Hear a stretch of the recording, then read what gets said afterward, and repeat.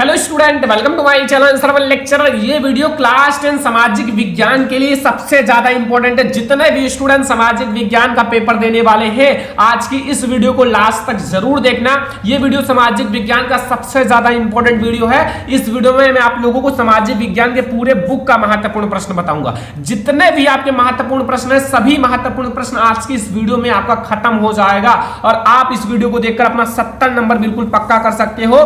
इस वीडियो के बाहर आपका कोई भी क्वेश्चन बोर्ड एग्जाम में नहीं आएगा और ऐसा वीडियो आपको कहीं नहीं मिलेगा। ठीक है, आपको ऐसा वीडियो कहीं नहीं मिलेगा। ये आपका मैराथन वीडियो है, तो आपसे रिक्वेस्ट है कि इस वीडियो को लास्ट तक देखना। ठीक है, इस वीडियो में जितने भी क्वेश्चन, जितने भी ऑब्जेक्टिव क्वेश्चन, जितने भी लॉन्ग क्वेश्चन, शॉर्ट क्वेश्चन बताए जाए, उन सारे क्वेश्चन को पढ़ लेना, क्योंकि ये पूरे किताब के महत्वपूर्ण प्रश्न है। और बस इतना प्रश्न पढ़ के जाना, जितना आज की इस वीडियो में आपको सामाजिक विज्ञान का प्रश्न बताने वाला हूं, बस उतना प्रश्न पढ़ के जाना। बोर्ड एग्जाम में आप एक भी नंबर नहीं छोड़कर आओगे। इसमें मैं आपको जितने भी महत्वपूर्ण बहुविकल्पीय प्रश्न है, अभी मैं आपको इसी वीडियो में बताऊंगा। जितने भी महत्वपूर्ण लघु उत्तरीय प्रश्न है, आंसर के साथ इसी वीडियो में मैं आपको बताऊंगा। ठीक है, और दीर्घ उत्तरीय प्रश्न इसी वीडियो में। मतलब आपका सामाजिक विज्ञान का 70 नंबर बिल्कुल पक्का हो ही जाएगा। तो आज की इस वीडियो को लाइक भी करना और शेयर भी करना। अगर चैनल पर नए हो तो सब्सक्राइब जरूर करना, सब्सक्राइब कर लेना, क्योंकि मैं आप लोगों को ऐसे ही हर एक सब्जेक्ट की तैयारी कराने वाला हूं। अपने फ्रेंड्स के साथ शेयर भी कर देना। चलो सबसे पहले हम लोग देखते हैं जितने भी महत्वपूर्ण बहुविकल्पीय प्रश्न है आपके बोर्ड एग्जाम के लिए। पूरी बुक के सभी बहुविकल्पीय प्रश्न को देखेंगे।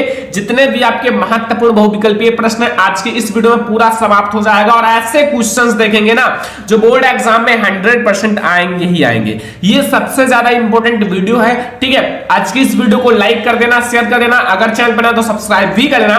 देखो पहला प्रश्न आप लोग देखो, ये ऑब्जेक्टिव क्वेश्चन है सारे। ठीक है, आपके बहुविकल्पीय प्रश्न, जर्मनी का एकीकरण का श्रेय इनमें से किसे दिया जाता है? वेरी इंपॉर्टेंट है। अगर आप देखोगे तो बोर्ड एग्जाम के पेपर में कई बार पूछा गया है कि जर्मनी के एकीकरण का श्रेय इनमें से किसे दिया जाता है।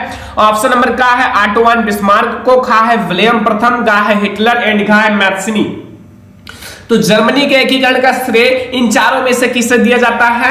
ऑटो वन बिस्मार्क को, या फिर ऑटो वन बिस्मार्क को जर्मनी के एकीकरण का जनक माना जाता है, जो कि बहुत ज्यादा इंपॉर्टेंट क्वेश्चन आपके बोर्ड एग्जाम के लिए। आपको पूरा तैयार कर लेना, जितना क्वेश्चन बताने वाला हूं। सारे स्टूडेंट आप लोग शॉर्ट नोट्स बनाओ और शॉर्ट नोट्स में जितना मैं इंपॉर्टेंट क्वेश्चन बताता हूं उन सारे क्वेश्चंस को नोट करना। ठीक है, दूसरा क्वेश्चन देखो, यहां प्रश्न नंबर 2 है कि राष्ट्रवाद का प्रारंभ जिस देश से हुआ है। जो राष्ट्रवाद है, राष्ट्रवाद का प्रारंभ किस देश से हुआ है? ऑप्शन नंबर का है जर्मनी, खा है आपका इटली एंड गा है इंग्लैंड एंड घा है इटली। ठीक है, यहां मैं इटली की जगह फ्रांस कर देता हूं। ठीक है, क्या कर देता हूं? फ्रांस। ध्यान से समझो, यहां मैं कर देता हूं फ्रांस। ठीक है, तो ये हमारा ऑप्शन नंबर घ जो है वो है फ्रांस। ठीक है, तो अब आप लोग बताओ कि राष्ट्रवाद का प्रारंभ जिस देश से हुआ है उस देश का क्या नाम है? तो उस देश का नाम है फ्रांस। क्या नाम है? फ्रांस। ठीक है, तो हमारा ऑप्शन नंबर घ जो है वो बिल्कुल सही है कि राष्ट्रवाद का प्रारंभ फ्रांस से हुआ है। क्वेश्चन नंबर 3 है नेपोलियन का पराजय कब हुआ? जो नेपोलियन है, नेपोलियन का पराजय कब हुआ? ऑप्शन नंबर का है 1814 में एंड खा है 1815 में, गा है 1816 में एंड 1817 में। तो बच्चा पार्टी नेपोलियन का पराजय, जो नेपोलियन है उनका पराजय कब हुआ इन चारों में से? तो ऑप्शन नंबर हमारा खा वाला बिल्कुल सही है। 1815 में जो है ना नेपोलियन का पराजय हुआ था। जो नेपोलियन थे उनका पराजय हुआ था। ठीक है, कब हुआ था? 1815 ईस्वी में। हमारा ऑप्शन नंबर खा जो है वो बिल्कुल सही है। क्वेश्चन नंबर 4 है कि सविनय अवज्ञा आंदोलन कब चलाया गया? जो सविनय अवज्ञा आंदोलन है वो कब चलाया गया? ऑप्शन नंबर का है 1920 में, खा है 1927 में, गा है 1930 में एंड घा है 1935 में। तो सविनय अवज्ञा आंदोलन बच्चों कब चलाया गया? ठीक है, बहुत ही ज्यादा इंपॉर्टेंट क्वेश्चन है। अगर आप पेपर देने वाले हो तो इस क्वेश्चन को जरूर तैयार करके जाना है। ठीक है, तो हमारा जो सविनय अवज्ञा आंदोलन है वो 1930 में हुआ था। कब हुआ था? 1930 में चलाया गया था सविनय अवज्ञा आंदोलन। ये हमारा है क्वेश्चन नंबर 4। अब हम लोग देखेंगे क्वेश्चन नंबर 5। क्वेश्चन नंबर 5 में आप लोग समझो, लिखा हुआ है महात्मा गांधी दक्षिण अफ्रीका से वापस कब लौटे। महात्मा गांधी जी दक्षिण अफ्रीका से वापस कब लौटे, आपको इसका सही आंसर बताना है। ऑप्शन नंबर का है 1914 में, खा है 1915 में, घा है 1918 में एंड घा है 1919 में। तो महात्मा गांधी जी दक्षिण अफ्रीका से वापस कब लौटे, बहुत ज्यादा इंपॉर्टेंट क्वेश्चन है बोर्ड एग्जाम के लिए। तो महात्मा गांधी जी दक्षिण अफ्रीका से 1915 में लौटे थे। कब लौटे थे? 1915 में महात्मा गांधी जी दक्षिण अफ्रीका से वापस आए थे। ठीक है, अगला क्वेश्चन देखो, क्वेश्चन नंबर 6 है चौड़ी चौड़ा घटना कांड किस वर्ष घटित हुआ। जो चौड़ी चौड़ा घटना है वो किस वर्ष घटित हुआ, ये आप लोगों को बताना है। ऑप्शन नंबर का है 1920 में, खा है 1921 में, गा है 1922 में एंड घा है 1925 में। तो स्टूडेंट चौड़ी चौड़ा घटना कांड कब हुआ, तो वो हमारा राइट आंसर होगा 1922 में। कब हुआ था? 1922 में जो है ना चौड़ी चौड़ा घटना कांड हुआ था, ये याद रखना। हमारा ऑप्शन नंबर गा जो है वो बिल्कुल सही है आपका। ठीक है, क्वेश्चन नंबर 6 का। तो स्टूडेंट अब हमारा है क्वेश्चन नंबर 7। क्वेश्चन नंबर 7 में क्या पूछ रहा है, ध्यान से देखो, बहुत ज्यादा इंपॉर्टेंट है बोर्ड एग्जाम के लिए। देखो इसमें पूछ रहा है कि महामंडी का प्रारंभ किस वर्ष हुआ। जो महामंडी है उसका प्रारंभ किस वर्ष हुआ। देखो महामंडी आपके बोर्ड एग्जाम के बहुत ज्यादा इंपॉर्टेंट है। महामंडी का कारण भी आपके बोर्ड एग्जाम में पूछा जाता है, मतलब बोर्ड एग्जाम के लिए मोस्ट इंपॉर्टेंट है। ऑप्शन नंबर का है 1919 में, खा है 1924 में, गा है 1929 में एंड गा है 1934 में। तो महामंडी का प्रारंभ किस वर्ष हुआ, आई होप कि आपको पता होगा। नहीं पता है तो मैं आप लोगों को बता देता हूं, महामंडी का प्रारंभ जो है 1929 में हुआ। कब हुआ? 1929 में महामंडी का प्रारंभ हुआ था। ये हमारा है क्वेश्चन नंबर 7। अब हमारा है क्वेश्चन नंबर 8। क्वेश्चन नंबर 8 में पूछ रहा है कि संयुक्त राष्ट्र संघ का मुख्यालय कहां पर स्थित है। संयुक्त राष्ट्र संघ का मुख्यालय कहां पर स्थित है स्टूडेंट। ऑप्शन नंबर का है वाशिंगटन, खा है जिनेवा, गा है न्यूयॉर्क एंड गा है ऑस्ट्रिया। तो संयुक्त राष्ट्र संघ का मुख्यालय कहां पर स्थित है, सभी स्टूडेंट को नहीं पता होगा क्योंकि बहुत ज्यादा इंपॉर्टेंट क्वेश्चन है। तो ये हमारा न्यूयॉर्क में स्थित है। कहां है? न्यूयॉर्क में। तो संयुक्त राष्ट्र संघ का मुख्यालय हमारा न्यूयॉर्क में स्थित है, याद रखना। क्वेश्चन नंबर 9 देखो कि प्रथम विश्व युद्ध का प्रारंभ कब हुआ था। जो प्रथम विश्व युद्ध है, प्रथम विश्व युद्ध का प्रारंभ कब हुआ था। ऑप्शन नंबर का है 1914 में, खा है 1919 में, गा है 1939 में, गा है 1942 में।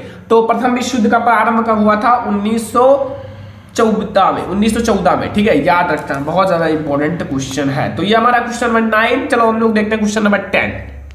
तो स्टूडेंट क्वेश्चन नंबर 10 है कि पंजाब में भूमि निम्नीकरण का मुख्य कारण क्या था। या पंजाब है, जो पंजाब है उसमें भूमि निम्नीकरण का मुख्य कारण क्या है। ऑप्शन नंबर का है गहन खेती, खा है वनोन्मूलन, गा है अधिक सिंचाई एंड गा है अति पशुचारण। तो पंजाब में भूमि निम्नीकरण का मुख्य कारण क्या है, वो है अधिक सिंचाई। क्या है स्टूडेंट? अधिक सिंचाई। पंजाब में जो भूमि निम्नीकरण का मुख्य कारण है वो है अधिक सिंचाई, याद रखना, बहुत ज्यादा इंपॉर्टेंट है। यह है क्वेश्चन नंबर 10। अब हम लोग देखेंगे क्वेश्चन नंबर 11। क्वेश्चन नंबर 11 है कपास की खेती के लिए कौन सी मृदा उपयुक्त है। जो कपास की खेती जिसमें की जाती है उसके लिए कौन सी मृदा सबसे अच्छी होती है, सबसे अच्छी। ठीक है, ऑप्शन नंबर का है काली मृदा, खा है लाल मृदा, गा है जलोढ़ मृदा एंड घा है लेटराइट मृदा। तो कपास की खेती के लिए कौन सी मृदा सबसे अच्छी होती है। कपास की खेती के लिए सभी स्टूडेंट को पता होगा, बहुत ही ज्यादा इंपॉर्टेंट क्वेश्चन है ये। ठीक है, तो कपास की खेती के लिए हमारी काली मृदा जो है ना वो सबसे अच्छा माना जाता है। कौन सी मृदा? काली मृदा जो है वो कपास की खेती के लिए सबसे अच्छा माना जाता है। और ये आप लोग याद रखना, बोर्ड एग्जाम के लिए बहुत ज्यादा इंपॉर्टेंट है। काली मृदा को काली कपास की मृदा भी कहते हैं। ठीक है, तो कपास की खेती के लिए काली मृदा सबसे अच्छी मानी जाती है। क्वेश्चन नंबर 12 है निम्न में से कौन अजैवीय संसाधन है। अजैवीय संसाधन बताना है स्टूडेंट। ऑप्शन नंबर का है चट्टाने, खा है पशु एंड गा है पौधे एंड घा है मछलियां। तो अजैवीय जिसमें जीव ना होते हो, ठीक है, जिसमें जीवन यापन नहीं होता, जिनकी प्राप्ति जीव मंडल से नहीं होती, वो निर्जीव होते हैं। ठीक है, तो इन चारों में से निर्जीव क्या है? पशु है या पौधे हैं या मछलियां हैं या चट्टाने हैं। तो हमारा चट्टाने जो है वो अजैवीय संसाधन है। ठीक है, चट्टाने हमारा सही है। तो क्वेश्चन नंबर 12 का हमारा का वाला ऑप्शन बिल्कुल सही है, चट्टाने। ठीक है, अगला क्वेश्चन देखो, क्वेश्चन नंबर 13 है कि चिपको आंदोलन संबंधित है। चिपको आंदोलन का नाम आप लोगों ने सुना होगा, बहुत ही ज्यादा इंपॉर्टेंट है बोर्ड एग्जाम के लिए। ठीक है, चिपको आंदोलन। ऑप्शन नंबर का है मृदा संरक्षण, खा है वन संरक्षण, गा है जल संरक्षण एंड घा है वायु संरक्षण। तो चिपको आंदोलन जो है स्टूडेंट वो किससे संबंधित है? सभी स्टूडेंट को पता होगा चिपको आंदोलन। देखो चिपको आंदोलन में क्या था, मैं आपको छोटा सा समझाता हूं। जैसे ये एक पेड़ है, ठीक है, पेड़ है। अब इस पेड़ को काटने से रोकने के लिए पहले की जनता जो थी, कुछ महिलाएं थी, वो मतलब पेड़ से चिपक गई ताकि अगर आपको ये पेड़ काटना है तो पहले मुझे काटो। देखो कितना ज्यादा पेड़ के बचाव के लिए खुद की प्राण भी त्याग देते। आजकल क्या है, आजकल तो चाहे कटे और चाहे गिरे कोई असर नहीं पड़ता है, लेकिन पहले इन चीजों पर ध्यान दिया जाता था। तो इसलिए चिपको आंदोलन हमारा वन संरक्षण से संबंधित है, पेड़ पौधों से संबंधित है। आसान तरीके से समझ में आ गया होगा। अब आप कभी नहीं भूलोगे कि चिपको आंदोलन किससे संबंधित है। क्वेश्चन नंबर 14 देखो, सुंदरवन राष्ट्रीय पार्क किस राज्य में स्थित है? जो सुंदरवन राष्ट्रीय पार्क है वो किस राज्य में स्थित है आपको यह बताना है। तो ऑप्शन नंबर का है असम में, खा है उड़ीसा में, गा है पश्चिम बंगाल में एंड घा है मध्य प्रदेश में। तो सुंदरवन राष्ट्रीय पार्क किस राज्य में स्थित है? तो सभी स्टूडेंट को पता होगा कि सुंदरवन राष्ट्रीय पार्क जो है वो पश्चिम बंगाल में स्थित है। कहां स्थित है? पश्चिम बंगाल में। ऑप्शन नंबर गा जो है वो बिल्कुल सही है। और ये सारे क्वेश्चंस आप कंप्लीट कर लो, बोर्ड एग्जाम में आएंगे ही आएंगे, आपको पूरा कंप्लीट करके ही बोर्ड एग्जाम में पेपर देने जाना है ये सारा क्वेश्चन, ठीक है। क्वेश्चन नंबर 15 आप लोग देखो, यहां इसमें क्या पूछ रहा है कि बहुउद्देशीय नदी घाटी परियोजना, जो बहुउद्देशीय परियोजना को किसने आधुनिक भारत मंदिर कहा? मतलब इन चारों में से जो बहुउद्देशीय परियोजनाओं को किसने आधुनिक भारत का मंदिर कहा है? ऑप्शन नंबर का है महात्मा गांधी, का है जवाहरलाल नेहरू, गा है विनोबा भावे एंड गा है अन्ना हजारे। तो किसने कहा था बहुउद्देशीय परियोजनाओं को किसने आधुनिक मंदिर कहा? तो वो हमारा राइट आंसर है स्टूडेंट जवाहरलाल नेहरू ने। किसने कहा था? जवाहरलाल नेहरू जी ने। तो ये हमारा है क्वेश्चन नंबर 15। अब हम लोग अगला क्वेश्चन देखेंगे जो बोर्ड एग्जाम के लिए सारे क्वेश्चन बहुत ज्यादा इंपॉर्टेंट है, सारा तैयार कर लो, पूरे बुक का है, हर एक चैप्टर से क्वेश्चंस हैं, ठीक है। तो ये हमारा क्वेश्चन नंबर 15। अब हम लोग देखेंगे क्वेश्चन नंबर 16। क्वेश्चन नंबर 16 में पूछ रहा है कि सलाल बांध किस नदी पर बना है? जो सलाल बांध है वो किस नदी पर बना है? क्वेश्चन नंबर 16 में पूछ रहा है सलाल बांध किस नदी पर बना है? ऑप्शन नंबर का है महानदी, खा है चिनाब एंड गा है सतलुज एंड गा है कृष्णा नदी। तो सलाल बांध स्टूडेंट पूछ रहा है सलाल बांध किस नदी पर बना है? तो सलाल बांध जो है वो चिनाब नदी पर बना है। किस नदी पर? चिनाब नदी पर बना है सलाल बांध। याद रखना, बहुत ज्यादा इंपॉर्टेंट क्वेश्चन है ये हमारा क्वेश्चन नंबर 16। क्वेश्चन नंबर 17 देखो, इनमें से कौन सी रबी की फसल है? कौन सी रबी की फसल है? ठीक है, देखो 3 फसल होती है, रबी की फसल, खरीफ की फसल। ये दोनों आपके बोर्ड एग्जाम के लिए इंपॉर्टेंट है, ठीक है। तो ऑप्शन नंबर का है चावल, खा है मोटे अनाज, गा है ज्वार तिल एंड घा है आपका चना या काला चना। तो आपका रबी की फसल इन चारों में से कौन है? तो इन चारों में से जो बच्चों रबी की फसल है वो हमारा है चना या फिर काला चना। चना या फिर काला चना जो है वो इन चारों में रबी की फसल है, ठीक है। याद रखना, क्वेश्चन नंबर 17 नंबर क्वेश्चन है। क्वेश्चन नंबर 18 देखो आप लोग यहां कि निम्नलिखित में से कौन सी एक रेशेदार फसल है? देखो फसल भी बहुत ज्यादा पूछा जाता है, रेशेदार पूछा गया, खरीफ पूछ सकता है, रबी की फसल पूछ सकता है, जायद की फसल पूछ सकता है, मतलब बोर्ड एग्जाम में पेपर में कुछ भी पूछ सकता है। अगर आप चैप्टर को कंप्लीट किए हो तो अच्छी बात है, नहीं किए हो तो चैप्टर के जितने इंपॉर्टेंट क्वेश्चन है उसको पढ़ो, क्योंकि बोर्ड एग्जाम अब नजदीक है। ऑप्शन नंबर का है जूट, खा है कॉफी, गा है जौ एंड घा है रबड़। तो कौन सी एक रेशेदार फसल है जिसके अंदर रेशे होते हैं? ये क्वेश्चन तो सारे स्टूडेंट को पता होगा, जो जूट को देखा होगा उनको ये क्वेश्चन का आंसर पता होगा, क्योंकि जूट के अंदर रेशे होते हैं, इसलिए हम लोग इस फसल को, जूट को जो है ना रेशेदार फसल कहते हैं, क्योंकि इसके अंदर रेशे होते हैं, इसलिए हम लोग इसे रेशेदार फसल कहते हैं, ठीक है। याद रहेगा ना। ये हमारा क्वेश्चन नंबर 18। अब हम लोग देखेंगे क्वेश्चन नंबर 19। क्वेश्चन नंबर 19 में है कि झारखंड में स्थित कोडरमा निम्नलिखित में से किस खनिज का अग्रणी उत्पादक है? तो क्वेश्चन नंबर 19 में यही पूछा है कि झारखंड में स्थित जो कोडरमा है निम्नलिखित में से किस खनिज का अग्रणी उत्पादक है? ऑप्शन नंबर का है बॉक्साइट का, खा है अर्वरक का, गा है लौह अयस्क का एंड गा है तांबा का। तो झारखंड में स्थित कोडरमा बहुत बार पढ़ाया है बोर्ड एग्जाम के लिए, ठीक है, बहुत बार मैंने इसको पढ़ा रखा है, क्योंकि बहुत ज्यादा इंपॉर्टेंट क्वेश्चन है, इसलिए मैं आपको पढ़ा रहा हूं, रिवीजन करा रहा हूं कि आपका सारा क्वेश्चन रिवाइज रहे, जितने इंपॉर्टेंट क्वेश्चन है सब कुछ। तो वो हमारा अर्वरक का अग्रणी उत्पादक है। किस चीज का? अर्वरक का। तो झारखंड में स्थित जो कोडरमा है वो अर्वरक का अग्रणी उत्पादक है। याद रखना क्वेश्चन नंबर 19, ठीक है। क्वेश्चन नंबर 20 है कि एंथ्रेसाइट का संबंध किस खनिज से है? एंथ्रेसाइट का संबंध किस खनिज से है आप लोगों को बताना है। ऑप्शन नंबर का है हमारा तांबा, खा है सोना, गा है बॉक्साइट एंड घा है कोयला। तो एंथ्रेसाइट का संबंध किससे है? बहुत ज्यादा इंपॉर्टेंट क्वेश्चन है। तो एंथ्रेसाइट का संबंध हमारा कोयला से है। किससे है स्टूडेंट? कोयला से, ठीक है। ये हमारा क्वेश्चन नंबर 20 है। अब हम लोग क्वेश्चन नंबर 21 देखें। क्वेश्चन नंबर 21 देखो कि निम्न में से कौन सा परिवहन साधन भारत में प्रमुख साधन है? निम्न में से कौन सा परिवहन साधन है जो भारत में प्रमुख साधन है? अपने माइंड से बताओ कि कौन सा परिवहन साधन इन चारों में से है जो सबसे अच्छा है। अपना गेस करो। पाइपलाइन या रेल परिवहन या सड़क परिवहन या वायु परिवहन। अगर आपको कोई सामान लाना है, किसी चीज को एक स्थान से दूसरे स्थान पर ले जाना है, तो आप किस चीज का प्रयोग करोगे? वायु परिवहन का या पाइपलाइन का या रेल परिवहन का?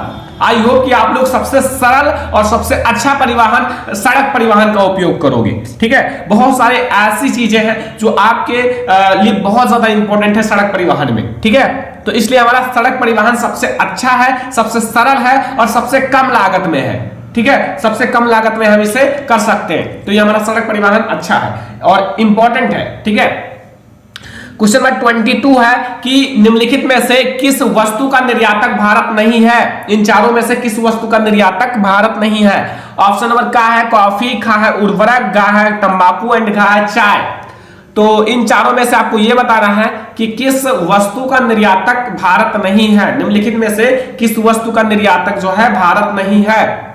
तो इन चारों में से किसका निर्यातक भारत नहीं है? उर्वरक का। किसका?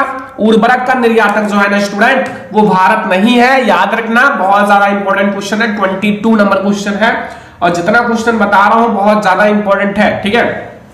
सारा क्वेश्चन कंप्लीट करो, बोर्ड एग्जाम के लिए मेहनत करो। क्वेश्चन नंबर 23 है इनमें से कौन सा पतन, ठीक है, पत्तन कर दो इसको, पूर्वी तट पर स्थित है जो अंतः स्थलीय तथा अधिकतम गहराई का पत्तन है तथा पूर्ण सुरक्षित है। ऑप्शन नंबर का है चेन्नई, या खा है आपका पारादीप, या यहां आपका क्वेश्चन नंबर गा है, सॉरी गा वाला ऑप्शन है तूतीकोरिन एंड घा है विशाखापट्टनम, ठीक है, विशाखापट्टनम। तो इसका राइट आंसर क्या होगा? तो इसका राइट आंसर होगा विशाखापट्टनम। क्या होगा? विशाखापट्टनम हमारा राइट आंसर है। ये हमारा क्वेश्चन नंबर 23। क्वेश्चन नंबर 24 देखो, बेल्जियम की राजधानी है। बेल्जियम की राजधानी कहां है बच्चा? बेल्जियम की राजधानी ब्रुसेल्स या ब्राजील या बैंकॉक या न्यूयॉर्क। बेल्जियम की राजधानी बहुत ज्यादा इंपॉर्टेंट है और आपके बोर्ड एग्जाम में आ भी सकता है। तो ये याद रखना, ब्रुसेल्स जो है ना वो है बेल्जियम की राजधानी और आप लोग तैयार कर लो। ये हमारा ऑप्शन नंबर का जो है वो बिल्कुल सही है, ठीक है। और ये हमारा क्वेश्चन नंबर 24 जो आपको बिल्कुल कंप्लीट कर लेना है बोर्ड एग्जाम के लिए। क्वेश्चन नंबर 25 पर अब आ जाओ, सारा क्वेश्चन तैयार करो। निम्नलिखित में से कौन सा संघीय राज्य नहीं है? निम्नलिखित में से कौन सा संघीय राज्य नहीं है? इन चारों में से कौन है जो संघीय राज्य नहीं है? मणिपुर है या हिमाचल प्रदेश या अरुणाचल प्रदेश या फिर दिल्ली। तो कौन सा है जो संघीय राज्य नहीं है? संघीय राज्य देखो, मणिपुर एक राज्य है, हिमाचल प्रदेश भी एक राज्य है, अरुणाचल प्रदेश भी एक राज्य है, बट दिल्ली जो है ना ये एक राज्य नहीं है, ये एक सिटी है, शहर है, ठीक है। तो हमारा ये जो होगा दिल्ली जो है ना ये हमारा एक संघीय राज्य नहीं है, ठीक है। समझ में आ गया ना? क्वेश्चन नंबर 26 तब हम लोग देखेंगे कि निम्नलिखित में से कौन सा संघीय सूची का विषय है? संघीय सूची या समवर्ती सूची दोनों एक ही है, ठीक है। अगला ऑप्शन है रक्षा या कृषि या व्यापार या शिक्षा। तो निम्नलिखित में से कौन सा संघीय सूची का विषय है? संघीय सूची का विषय कौन सा इन चारों में से? तो वो हमारा है रक्षा जो है ना वो संघीय सूची का विषय है, याद रखना। क्वेश्चन नंबर हमारा 26 का ऑप्शन नंबर का जो है वो बिल्कुल सही है, ठीक है। 26 नंबर क्वेश्चन का 27 नंबर क्वेश्चन देखो कि निम्न में से किस राज्य की प्रत्यक्ष आय सर्वाधिक है? निम्न में से किस राज्य की प्रत्यक्ष आय सबसे ज्यादा माना जाता है, सबसे अधिक प्रत्यक्ष आय है? ऑप्शन नंबर का है हरियाणा का, खा है बिहार का, गा है राजस्थान एंड गा है मेघालय।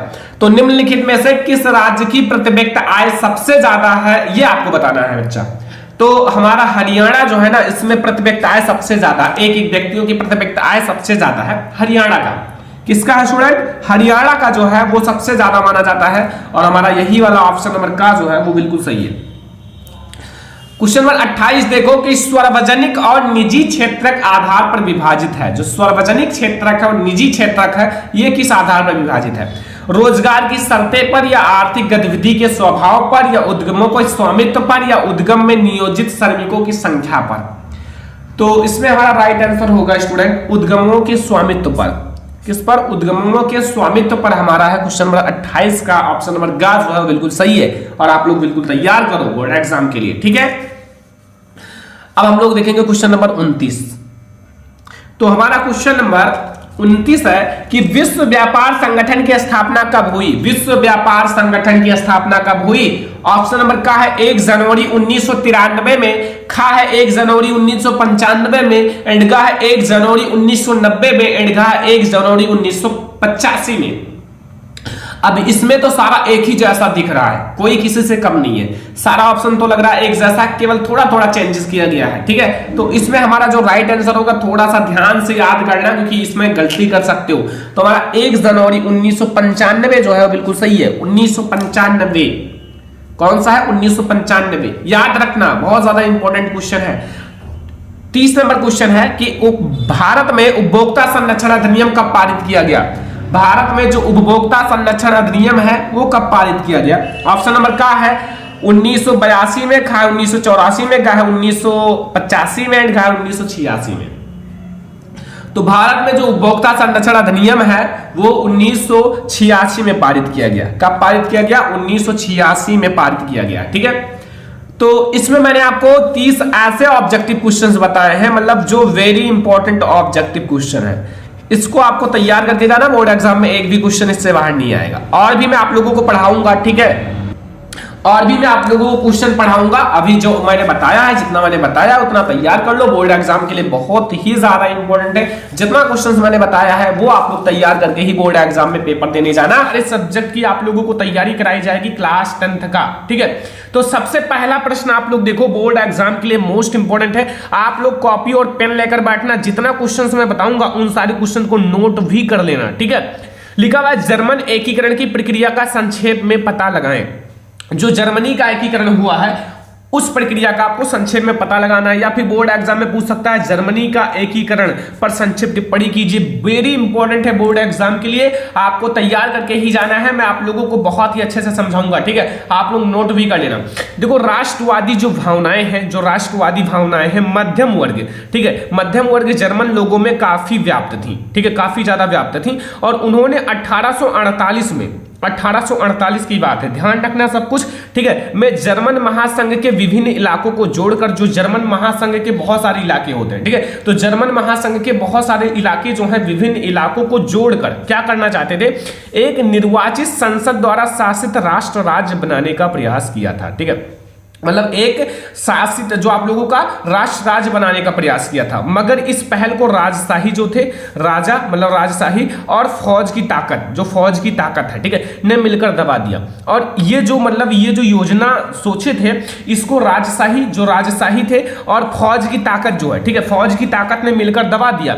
अब जब इसको दबा दिया तो उनका परसा के बड़े भूस्वामियों ने भी समर्थन किया। अब भाई जब राजा और फौज की ताकत सभी ने मिलकर दबा दिया, तो फिर जो बड़े बड़े भूस्वामी हैं, जो बहुत ज्यादा अमीर हैं, जिनके पास बहुत ज्यादा जायदाद है, धन है, उन्होंने भी समर्थन किया। उन्हीं की तरफ से ये भी हो गए। वो लोग मध्यम वर्ग के थे, ठीक है, जो ये करना चाहते थे, इलाकों को जोड़ना चाहते थे। अब ये बड़े बड़े लोग इनको दबा दिए, ठीक है। और उसके बाद परसा ने राष्ट्रीय एकीकरण के आंदोलन का नेतृत्व संभाल लिया। उसके बाद जो परसा है, परसा ने राष्ट्रीय एकीकरण करने का, जो एकीकरण के आंदोलन का नेतृत्व संभाल लिया। और उसका मुख्यमंत्री ऑटो वन बिस्मार्क, ठीक है, ऑटो वन बिस्मार्क था, ठीक है, उसका मुख्यमंत्री ऑटो वन बिस्मार्क जो था इस प्रक्रिया का जनक था। अगर आपको जर्मनी के एकीकरण का जनक पूछा जाए तो याद रखना ऑटो वन बिस्मार्क था। सबसे अहम भूमिका इनका था, ठीक है, ऑटो वन बिस्मार्क का, जिसने परसा की सेना, जो परसा की पूरी सेना है और नौकरशाही, देखो परसा ने एकीकरण की मतलब एकीकरण सोचा था आंदोलन,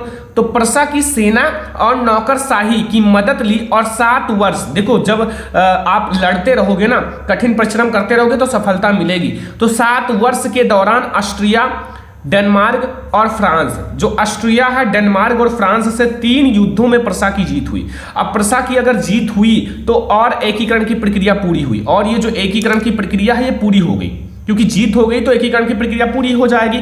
तो इसलिए जनवरी 1871 में वारसाई में हुए एक समारोह में प्रसा के राजा विलियम प्रथम को क्या घोषित किया गया? प्रथम सम्राट घोषित किया गया।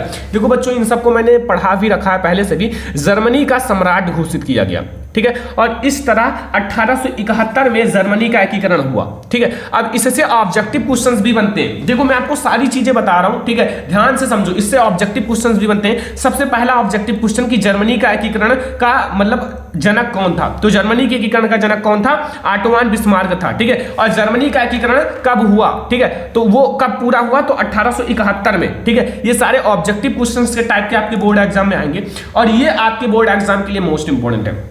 दूसरा मोस्ट इंपोर्टेंट क्वेश्चन समझो, बोर्ड एग्जाम के लिए वेरी इंपोर्टेंट, आपको बिल्कुल तैयार करके ही बोर्ड एग्जाम में पेपर देने जाना है, कि मारी-ऑन और जर्मेनिया। जो मारी-ऑन और जर्मेनिया दोनों नाम सुना होगा अगर पहला चैप्टर पढ़ा होगा, मैंने पढ़ा रखा है, ठीक है। मारी-ऑन और जर्मेनिया कौन थे और जिस तरह उन्हें चित्रित किया गया उनका क्या महत्व है? इतना अच्छे से उन्हें चित्रित किया गया तो उसका महत्व क्या है? आखिर में मारी-ऑन और जर्मेनिया है कौन, ठीक है, ये दो नाम क्या है? देखो, फ्रांसीसी क्रांति के समय कलाकारों ने स्वतंत्रता, न्याय और गणतंत्र, ठीक है, स्वतंत्रता, न्याय और गणतंत्र जैसे विचारों को व्यक्त करने के लिए नारी प्रतीकों का सहारा लिया। जो नारी प्रतीक है उनका सहारा लिया। इनमें मारी-ऑन और जर्मेनिया अत्यधिक प्रसिद्ध हैं। इसमें जो मारी-ऑन है और जर्मेनिया है अत्यधिक प्रसिद्ध है। अब हम सब लोग एक एक लोग के बारे में जानेंगे। पहले हम लोग मारी-ऑन के बारे में जानेंगे, फिर जर्मेनिया के बारे में जानेंगे, ठीक है।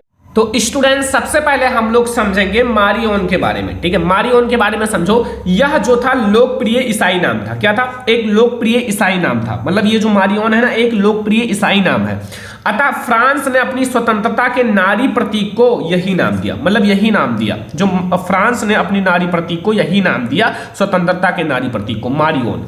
और यह छवि जो था जन राष्ट्र के विचारों का प्रतीक थी। ये जो छवि था ये जन राष्ट्र के मतलब विचारों की प्रतीक थी। और इसके चिन्ह, जो इसके चिन्ह है, स्वतंत्रता व गणतंत्र के प्रतीक लाल टोपी, तिरंगा और कलगी, ठीक है, थी।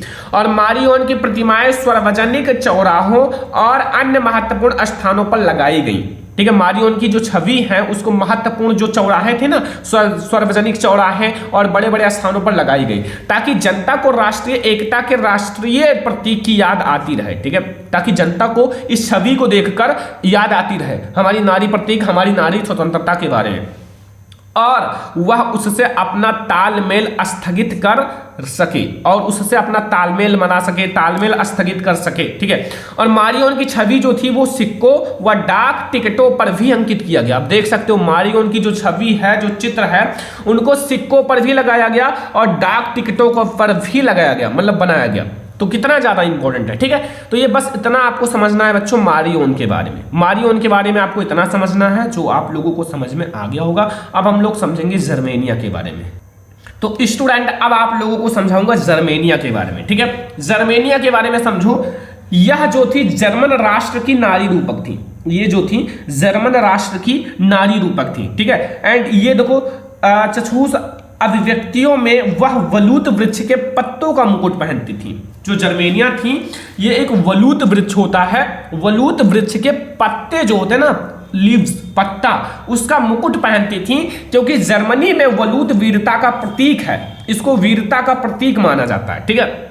जैसे अपने इधर भी कोई कोई ऐसा पेड़ है जिनकी पूजा की जाती है, ठीक है, जिन्हें गॉड माना जाता है, तो वैसे ही ये इनको अपनी वीरता का प्रतीक मानती थी। और उसके हाथ में जो तलवार पकड़ी हुई थी, मतलब अपने हाथ में या फिर उनके हाथ में, उसके हाथ में जो तलवार पकड़ी हुई थी उस पर यह लिखा हुआ था कि जर्मन तलवार राइन की रक्षा करती है। और इस प्रकार जर्मनी में स्वतंत्रता, न्याय और गणतंत्र की प्रतीक बनकर उभरी एक नारी छवि थी। तो जर्मेनिया जर्मनी की नारी छवि थी, और जो मारी-ऑन थी वो फ्रांस की नारी छवि थी, ठीक है, नारी रूपक थी, स्वतंत्रता नारी रूपक थी, ठीक है। तो ये दोनों थे मारी-ऑन और जर्मेनिया के बारे में। और आई होप कि आप लोगों को बहुत अच्छे से समझ में आ गया होगा, कोई भी दिक्कत नहीं होगा। ये दो क्वेश्चंस आपको तैयार हो गया, एक तो जर्मनी का एकीकरण, एक मारी-ऑन और जर्मेनिया के बारे में। ध्यान रखो, जितना क्वेश्चन पढ़ा रहा हूं नोट करो, याद करो, बोर्ड एग्जाम में लिख कर आओ, ठीक है, क्योंकि इतना मेहनत किया जा रहा है तो आप लोगों को पढ़ना होगा। ये लिखने में काफी टाइम लगा है, ठीक है, तो आप लोग पढ़ो। तीसरा क्वेश्चन देखो यहां कि भारत में लोगों द्वारा रॉलेट एक्ट का किस प्रकार विरोध किया गया। सबसे पहले आपको यह बताना है रॉलेट एक्ट क्या है, रॉलेट एक्ट का विरोध कैसे किया गया, उदाहरण सहित आपको स्पष्ट करना है, अच्छे से बताना है। तो सबसे पहले हम लोग समझेंगे रॉलेट एक्ट के बारे में ही। तो देखो रॉलेट एक्ट जो है 1919 ईस्वी, कब की बात है, यहाँ जो रॉलेट एक्ट है 1919 ईस्वी में पारित एक ऐसा कानून था, मतलब 1919 ईस्वी में पारित एक ऐसा कानून था जिसमें भारतीयों पर किसी तरह के मुकदमे को चलाए बिना, मतलब भारतीयों पर किसी भी तरह के मुकदमे को चलाए बिना, ठीक है, कोई मुकदमा नहीं चलाया जाता था, शंका के आधार पर गिरफ्तार कर 2 साल के लिए जेल में बंद किया जा सकता था। ये बहुत ही बेकार कानून था भारतीयों लोगों के लिए। भारतीयों पर कोई भी प्रकार का मुकदमा नहीं चलाया जाता था और केवल शंका के आधार पर उन्हें गिरफ्तार करके कितने साल, 2 साल के लिए जेल में बंद किया जा सकता था। सोच सकते हो कितना बेकार था, ठीक है। परिणाम समझो, परिणाम इसका क्या निकला, देखो अंग्रेजों ने राष्ट्रवादियों पर दमन शुरू करने के साथ साथ मार्शल लॉ कानून कर दिया, मतलब अंग्रेजियों ने, जो अंग्रेज लोग थे वो राष्ट्रवादियों पर दमन शुरू करने के साथ साथ एक मार्शल लॉ कानून लागू कर दिया और 13 अप्रैल को जलियांवाला बाग हत्याकांड हुआ। ये परिणाम हुआ, जलियांवाला बाग हत्याकांड काफी खतरनाक और काफी लोग उसमें मारे गए, ठीक है, तो ये परिणाम निकला लास्ट में। और फिर अभी विरोध कैसे जताया गया वो भी समझ लो बच्चों। विरोध देखो, विरोध के बारे में समझो। पहला, भारत में लोगों द्वारा रॉलेट एक्ट का विरोध निम्न प्रकार से किया गया था, मतलब निम्न प्रकार से, पहला, विभिन्न शहरों में रैली और जुलूसों का आयोजन किया गया, जो विभिन्न शहर थे उसमें रैली निकाला गया, जुलूसों का आयोजन किया गया ताकि इनका विरोध किया जा सके। दूसरा, रेलवे वर्कशॉप में कामगार जो थे हड़ताल कर चले गए, ठीक है, मतलब जो काम करता थे वो हड़ताल पर चले गए, ठीक है, इसका विरोध करने के लिए। तीसरा है, कई शहरों में दुकानदारों ने दुकान बंद करके अपना विरोध जताया। कई शहरों में जो दुकानदार थे उन्होंने अपना दुकान बंद करके और इनका विरोध जताया ताकि ये बंद किया जा सके। ध्यान रखो, ठीक है। अब हम लोग अगला देखेंगे, एक बहुत ही ज्यादा इंपॉर्टेंट क्वेश्चन बोर्ड एग्जाम में बहुत ही बार आ चुका है, महामंडी के बारे में।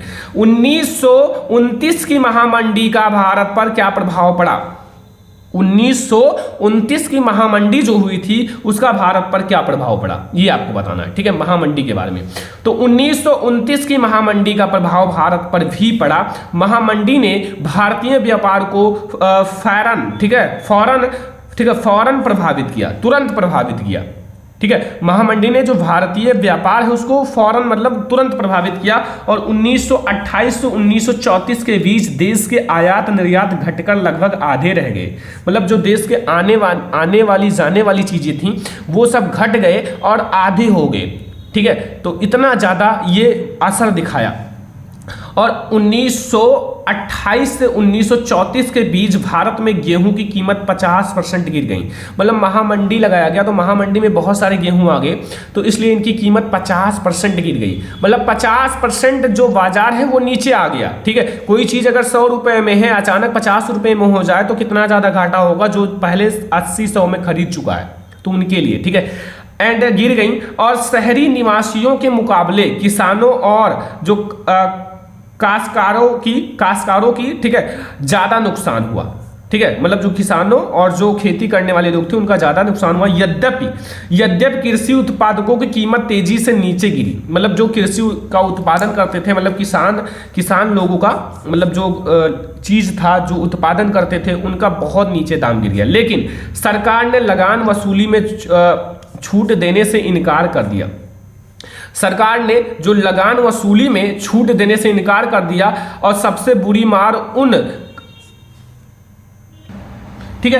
काश्तकारों पर पड़ी जो विश्व बाजार के लिए उपज पैदा करते थे और टाट का निर्यात बंद होने से कच्चे जो पटसन की ठीक है जो टाट का निर्यात है ना उसको बंद होने से क्या हुआ, जो कच्चे पटसन की आगे और है अभी थोड़ा सा यहां समझो, ठीक है, थोड़ा सा लॉन्ग है, कीमतों में 60% से ज्यादा गिरावट आ गई। सोच सकते हो जो ये चीज बनाते हैं उनके लिए कितना ज्यादा बेकार था, ठीक है, 60% से ज्यादा गिर गया, ठीक है, गिर गई। और मंडी के इन्हीं सालों में भारत की कीमती धातुएं खास तौर से सोने का निर्यात करने लगा और 1931 में मंडी अपने चरम पर थी और ग्रामीण भारत असंतोष व उथल पुथल के दौर से गुजर रहा था, क्योंकि जो ग्रामीण किसान थे उनका जो मतलब दाम था वो बहुत ज्यादा गिर गया, जिस चीज का उत्पादन करते थे वो, ठीक है।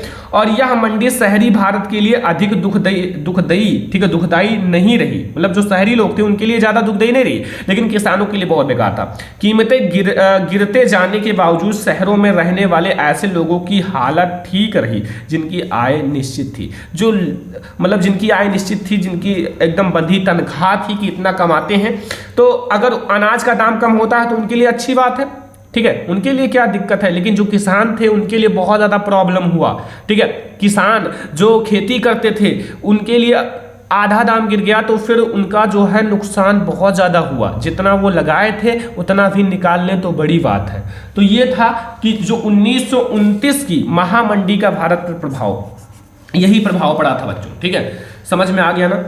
अगला देखो 5वां नंबर क्वेश्चन, सारा क्वेश्चन तैयार करो, जो मैं आपको पढ़ा रहा हूं सारा क्वेश्चन पढ़ो, याद करो, बोर्ड एग्जाम में आए लिख कराओ। जैव और अजैव संसाधन क्या होते हैं, कुछ उदाहरण दीजिए। जो जैव संसाधन होते हैं और अजैव संसाधन होते हैं उनके बारे में बताना है। तो जैव संसाधन सबसे पहले समझेंगे, वे संसाधन मतलब ये वे संसाधन होते। तो सबसे पहले आप लोग समझो जैव संसाधन के बारे में, ठीक है।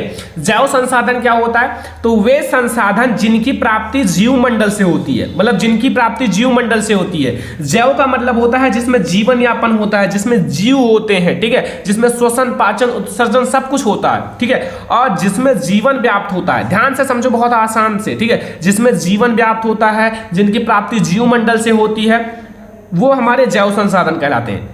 क्या कहलाते हैं, जैव संसाधन कहलाते हैं, ठीक है। जैसे आप लोग समझो मनुष्य एक जैव संसाधन है, क्योंकि इनकी जो प्राप्ति है जीवमंडल से हुई है और ये जीवन यापन करते हैं।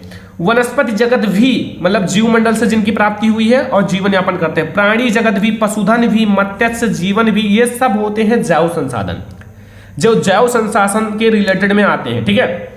जैव संसाधन आपको समझ में आ गया। अब हम लोग समझेंगे अजैव संसाधन के बारे में।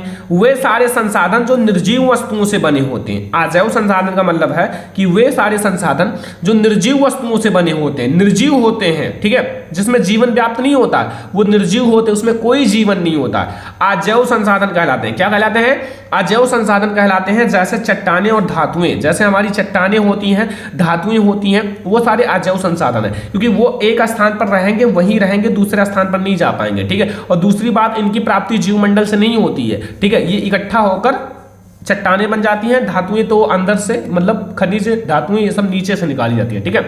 तो ये जैव और अजैव संसाधन आपको समझ में आ गया, कोई दिक्कत नहीं होगा। वेरी इंपॉर्टेंट क्वेश्चन है बच्चों, इन सबको तैयार करके बोर्ड एग्जाम में जाना, वरना बाद में बहुत पछताओगे। यहां से बोर्ड एग्जाम में बहुत सारे क्वेश्चंस आएंगे, ठीक है। तो इन सबको आप तैयार करो बोर्ड एग्जाम के लिए और आप लोग पूरा क्वेश्चन तैयार करो, ठीक है। तो ये हमारा 5वां क्वेश्चन है। अब हम लोग देखेंगे 6वां क्वेश्चन। 6वें क्वेश्चन में क्या पूछ रहा है कि 3 राज्यों के नाम बताइए, 3 ऐसे राज्य के नाम बताना है। वेरी इंपॉर्टेंट है, बोर्ड एग्जाम में बहुत ही बार आया हुआ है। 3 ऐसे राज्य का नाम बताइए जहां काली मृदा पाई जाती है। जहां क्या पाई जाती है, काली मृदा पाई जाती है। और इस पर मुख्य रूप से कौन सी फसल उगाई जाती है, इस पर मुख्य रूप से कौन सी फसल उगाई जाती है, यह भी बताना है, ठीक है। तो पूरा ध्यान से समझो कैसा आपको बताना है। सबसे पहले काली मृदा का रंग काला होता है। देखो काली मृदा का रंग काला होता है, इसीलिए इसका नाम क्या पड़ा, काली मृदा, ठीक है। और इसे रेगड़ मृदा भी कहते हैं। क्या कहते हैं, रेगड़ मृदा, ठीक है। काली मृदा को रेगड़ मृदा भी कहते हैं, ठीक है।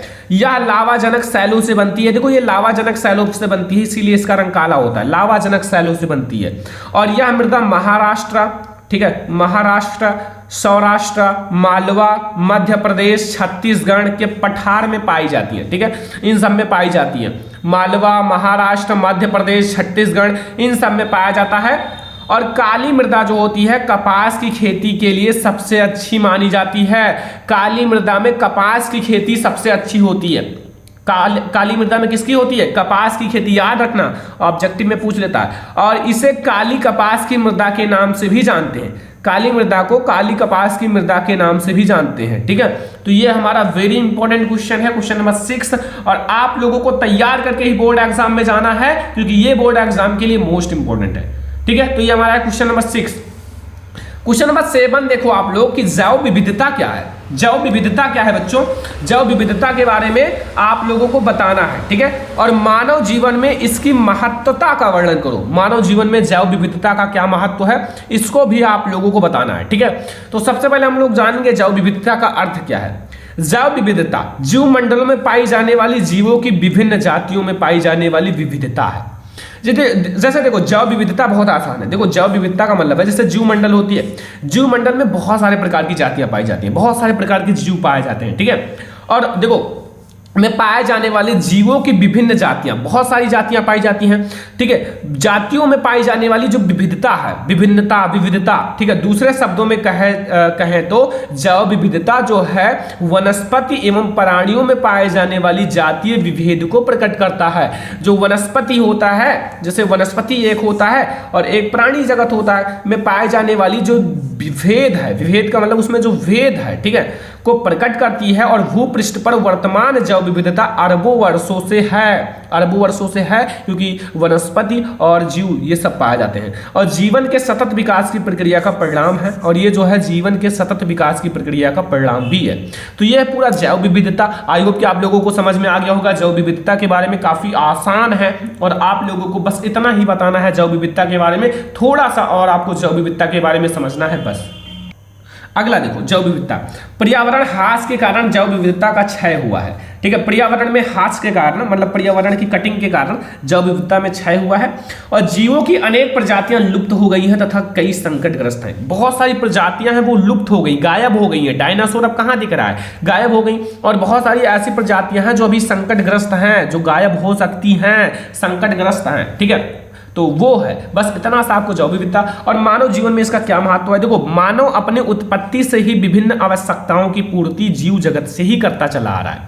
मतलब जो मानव है, मानव अपने विभिन्न आवश्यकताओं की पूर्ति जीव जगत से करता है। ठीक है, जीव जगत वनस्पति से। ठीक है, और मानव को भोजन, आवास एवं परिवेश संबंधी विभिन्न आवश्यकताओं और अपने अस्तित्व के लिए जैव विविधता पर ही निर्भर रहना पड़ता है। बहुत ज्यादा महत्व है जैव विविधता का मानव जीवन में, क्योंकि उनके अपने भोजन, अपने रहने के लिए, अपनी जो आवश्यकता संबंधित चीजों के लिए जैव विविधता पर ही निर्भर करना पड़ता है। और जैव विविधता के उपभोग की दृष्टि से मानव ने अधिक उपयोगी प्राणियों और पौधों का पालतू कारण किया। ठीक है, एंड कृषि एवं पशुपालन इसी आवश्यकताओं का परिणाम है। और कृषि और जो पशुपालन है इसी जैव विविधता का परिणाम है। ठीक है, अगर वनस्पति ना हो तो फिर पशु क्या खाएंगे? ठीक है, और अगर देखो इन्हीं चीजों से मानव का जीवन है। ठीक है, अगला देखो, क्वेश्चन नंबर 8, हमें खनिजों के संरक्षण की क्या आवश्यकता है? देखो, खनिजों का संरक्षण का मतलब है खनिजों का बचाव करना। देखो, बचाव करना जरूरी है, क्योंकि खनिज भी बहुत ज्यादा इंपॉर्टेंट है। अगर खनिजों को आप बचाव नहीं करोगे तो ये भी समाप्त हो जाएंगी। ठीक है, तो देखो, वर्तमान में औद्योगिक युग में, वर्तमान का जो औद्योगिक युग है में विभिन्न प्रकार के खनिजों की भारी प्रयोग किया जाने लगा है। मतलब जो विभिन्न प्रकार के खनिज हैं उसका बहुत ज़्यादा प्रयोग किया जाने लगा है, बहुत ज़्यादा भारी प्रयोग किया जाने लगा है। और खनिज निर्माण की जो भूगर्भिक प्रक्रियाएं इतनी धीमी हैं, मतलब जो खनिज निर्माण करने की प्रक्रिया है जो नीचे से भू से निकाली जाती है, वो इतनी धीमी है कि उनके वर्तमान उपभोग की दर की तुलना में उनके पुनर्भरण या पुनर्निर्माण की दर अपरिमित रूप से थोड़ी है। मतलब जितनी तेजी से इसका उपयोग किया जा रहा है उतनी तेजी से इसका निर्माण नहीं हो रहा है, जितना तेजी से उपयोग किया जा रहा है। तो वही चीज अगर इसका संरक्षण नहीं करोगे तो एक दिन ऐसा समय आएगा कि ये समाप्त हो जाएंगी। ठीक है, तो इतना आपको समझ में आया। अभी हमारा और भी है खनिज संरक्षण के बारे। इसलिए खनिज संसाधन सीमित तथा अनवीकरण योग्य है। इसलिए जो खनिज संसाधन है वो सीमित है तथा अनवीकरणीय योग्य है। अनवीकरणीय का मतलब है कि बहुत दिन लग जाते हैं, बहुत साल लग जाते हैं, हजारों वर्षों करोड़ों साल लग जाते हैं। ठीक है, इनको बनने में। और अयस्क के सतत उत्खनन की गहराई बढ़ने के साथ उसकी गुणवत्ता घटती जा रही है। अयस्क के सतत उत्खनन मतलब उत्खनन का मतलब है खुदाई। ठीक है, कि गहराई बढ़ने के साथ उसको मतलब गहराई बढ़ रहा है ना, जितना ज्यादा खुदाई करोगे तो फिर उसकी गुणवत्ता घटती जा रही है। खनिज जो है, खनिज की गुणवत्ता घटती जा रही है, इसलिए खनिजों के संरक्षण की आवश्यकता है। इसलिए जो खनिज है उनका संरक्षण करना चाहिए, खनिज के संरक्षण करने की आवश्यकता है। इसके लिए खनिजों का सुनियोजित मतलब अच्छे से सुनियोजित एवं सतत पोषणीय ढंग से प्रयोग करना चाहिए। इसलिए सोच समझकर खनिज का प्रयोग करना चाहिए, ठीक है। ऐसा नहीं कि फालतू में खनिजों का संरक्षण फेंक दो, ठीक है। खनिजों का संरक्षण का विधि, पहला, खनन तथा संसाधन की प्रक्रियाओं में होने वाली बर्बाद को या फिर बर्बादी को, ठीक है, कम से कम करने का प्रयत्न किया जाना चाहिए, ठीक है। जो खनन है, जो खोदने की प्रक्रिया है, तथा संसाधन की प्रक्रियाओं में होने वाली बर्बादी को कम से कम करने का प्रयत्न किया जाए, ठीक है। दूसरा है, खनिजों को बचाने के लिए उनके स्थान पर अन्य वस्तुओं का उपभोग के बारे में भी सोचना चाहिए। जैसे खनिजों को अगर बचाना है तो खनिज के स्थान पर अन्य वस्तु का उपयोग कर सकते हो, ठीक है। जैसे कोई ऐसी वस्तु का उपयोग करो कि खनिज को बचाया जा सके और उसके स्थान पर उसको लगाया जा सके, ठीक है, और उसका निर्माण लगातार होता रहे। तीसरा देखो, उन खनिज संसाधनों का ही अधिक उपयोग किया जाना चाहिए जो पुनः उपयोगी हो और अधिक मात्रा में उपलब्ध हो, जैसे लोहा। इनका उपयोग ज्यादा करना चाहिए क्योंकि इन्हें हम लोग पुनः उत्पन्न कर सकते हैं और अधिक मात्रा में उपलब्ध है भी, ठीक है। तो ये लोहा जो है अधिक मात्रा में उपलब्ध है, इसलिए इनका उपयोग ज्यादा करना चाहिए, ठीक है। तो ये हमारा 3 है खनिज संरक्षण। ये 3 उपाय हैं खनिज संरक्षण करने के। अगर खनिज संरक्षण करना है तो ये 3 उपाय मोस्ट इंपॉर्टेंट है। तो ये हमारा है क्वेश्चन नंबर 8। अब हम लोग समझेंगे क्वेश्चन नंबर 9। क्वेश्चन नंबर 9 समझो, सड़क परिवहन के 3 गुण बताइए। जो सड़क परिवहन है उनके 3 गुण बताना है, ठीक है। 3 लाभ बताओ या गुण बताओ या कुछ भी, ठीक है, बोर्ड एग्जाम में आ सकता है। तो भारत जो है विश्व के सर्वाधिक सड़क जाल वाले देशों में से एक है। जो भारत है विश्व के सर्वाधिक, ठीक है, सड़क जाल में से एक है। बहुत सारी सड़कें हैं भारत में, ठीक है। और सड़क परिवहन के 3 प्रमुख गुण निम्नलिखित हैं। सड़क परिवहन के 3 प्रमुख गुण निम्नलिखित हैं। पहला, सड़क परिवहन जो है अन्य परिवहन संसाधनों के उपयोग में एक कड़ी के रूप में कार्य करता है। जो सड़क परिवहन है वो अन्य जो परिवहन है, अन्य परिवहन के संसाधनों के उपयोग में एक कड़ी के रूप में कार्य करता है, एक कड़ी का रूप कार्य करता है, ठीक है। जैसे इस रेलवे है, सड़कें हैं, रेलवे स्टेशन है, वायु या समुद्री पत्तनों को जोड़ती हैं, ये जोड़ती हैं। जैसे सड़क क्या होता है ना, सड़क बहुत ज़्यादा आसान होता है। कोई वस्तु को एक स्थान से दूसरे स्थान पर ले जाना है तो फिर सड़कों के द्वारा बहुत आसानी से ले जा सकते हो। अगर वही चीज़ आप एरोप्लेन, जहाज, इसका उपयोग करोगे तो बहुत ज़्यादा समय भी लगेगा और उतना आसान नहीं होता। हर जगह ये चीजें उपलब्ध भी नहीं होती हैं, ठीक है। सड़क क्या होता है, कम लागत में, कम खर्चे में कहीं भी बनाया जा सकता है, ठीक है। जैसे देखो, सड़कों को निर्माण लागत कम होता है, इसको निर्माण करना है तो इसकी निर्माण लागत कम है तथा यह ऊबड़ खाबड़ भूभागों पर भी बनाई जा सकती है। तथा जो सड़कें हैं, सड़कों को ऊबड़ खाबड़ भूभागों पर भी बनाई जा सकती है, इनका यही मतलब है, ठीक है। तीसरा पॉइंट है या गुण है, यह घर घर सेवाएं उपलब्ध करवाता है। ये जो है घर घर सेवाएं उपलब्ध कराता है तथा सामान चढ़ाने व उतारने की लागत भी अपेक्षाकृत कम ही है। तथा यह जो है सामान चढ़ाने या उतारने की लागत बहुत ही कम है सड़क के द्वारा, ठीक है। तो ये 3 गुण आप लोग समझ गए सड़क परिवहन के। ये सारे बहुत ज्यादा इंपॉर्टेंट क्वेश्चन है, बोर्ड एग्जाम में तैयार करके जाओ अगर आपको बोर्ड एग्जाम में अच्छे मार्क्स लाना है तो, ठीक है। तो ये हमारा 3 पॉइंट है। अब हम लोग देखेंगे अगला क्वेश्चन। अगला क्वेश्चन देखो स्टूडेंट, संघवाद क्या है। जो संघवाद है वो क्या है और इसकी प्रमुख विशेषताएं लिखिए। इनकी जो प्रमुख विशेषताएं हैं उनको भी बताना है। संघवाद क्या है, इसकी प्रमुख विशेषताएं कौन कौन सी हैं। सबसे पहले समझो संघवाद के बारे में।